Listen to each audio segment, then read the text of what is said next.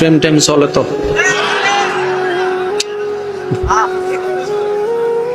খবরদার ফ্রেম কিন্তু একটা করবা, না করলে 5-6টা করবা।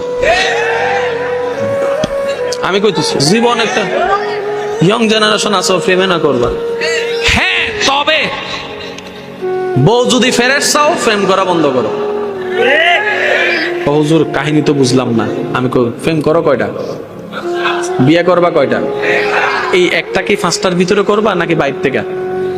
এ তারাই কইছে বাইর থেকে। এগুলার লগে শুধু এনজয় করমু, আর একটারে কি করমু, বিয়ে করবো। তো তুমি যেরকম 5টার লগে গুইরা ছাইরা দিছো, ওই 5টারে কেউ না কেউ বিয়ে করবে না? তুমি যারে বিয়ে করবা তারাও তো কেউ না কেউ ছাইরা দিছে। এখন কি তা করিবা? তুমি যেমন অন্যের সারাটারে করবা, তোমার সারাটারে অন্য কেউ করবে। এবার যুবক ভাইরা কও, বউ কি আনফ্রেশ চাও না ফ্রেশ চাও? কোনটা ফ্রেশ কোনটা আনফ্রেশ জানে কে? এবার আল্লাহ কি বলে শুনো। আল্লাহ পাক বলে, বান্দা তুমি যদি ফ্রেশ চাও একটা কাজ করো, তুমি নিজে ফ্রেশ থাকো, অন্যের হবু বউরে ফ্রেশ রাখো, তোমারটারও ফ্রেশ রাখার ব্যবস্থা আমি করে দেব। আজকে থেকে যখন কারোর সাথে মেসেঞ্জার হোয়াটসঅ্যাপে মেসেজ দিবা, মনে মনে চিন্তা করবা তার মানে কি আমারটাও এই মুহূর্তে।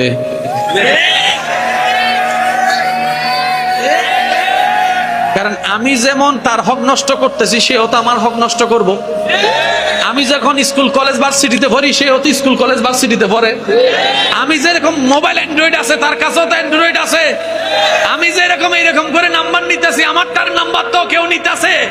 আমি যখন রাস্তায় দাঁড়াইয়া কাউকে ইফটিজিং করে গান শুনাইতেছি, স্কুলে যাবার সময় অন্যের বউরে, আমার বউ কোনো না কোনো স্কুলে রাস্তা দিয়ে যাইতেছে, তারও তো কেউ গান শুনাইতেছে। এখন কি থাকে না, এখন মাথায় ঘুরতেছে, কয় হুজুর 3 মাস আগে কইলেন ভালোই তো, 3 মাস মাত্র শুরু করছি মাত্র।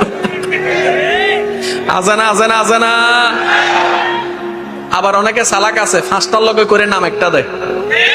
আমি কই কিতারে নাম একটা কান, কয় এক এক নামে যদি ভুল করে ওইটারে ডাক খেলাই তাহলে সংসারটা ভাঙ্গিয়া যাইব গা, এই লেগা সবাই এক নামে ডাকি।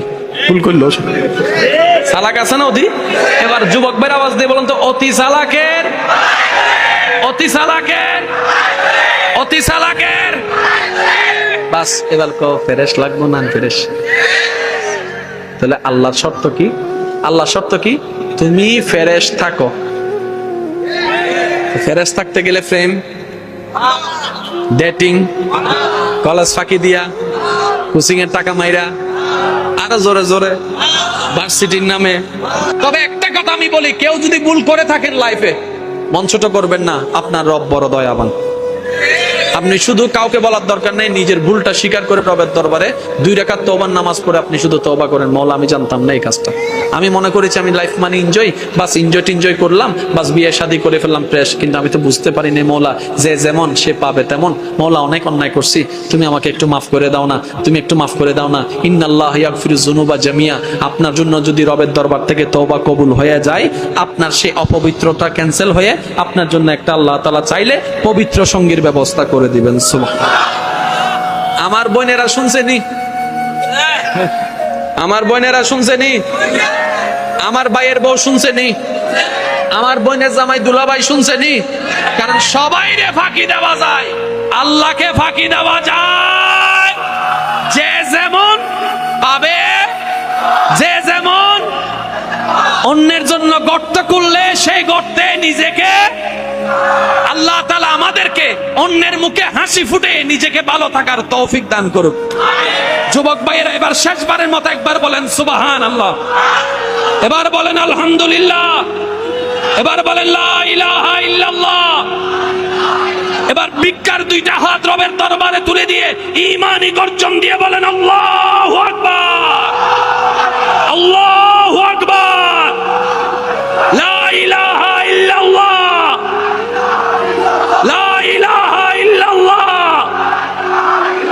মুহাম্মাদুর রাসূলুল্লাহ সাল্লাল্লাহু আলাইহি ওয়াসাল্লাম।